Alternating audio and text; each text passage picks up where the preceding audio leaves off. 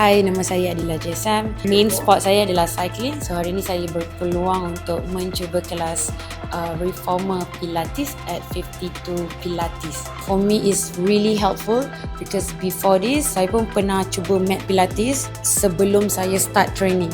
On my recovery days, actually working on my deep core are so important to get a better controlling on the bike, especially on the hip area, lower body lah. Hai, nama saya Kak Fit ataupun boleh panggil Fit je. Sukan yang dicuburi adalah sukan larian. Kita dah try Pilates kali ni, surprisingly agak mencabar ya.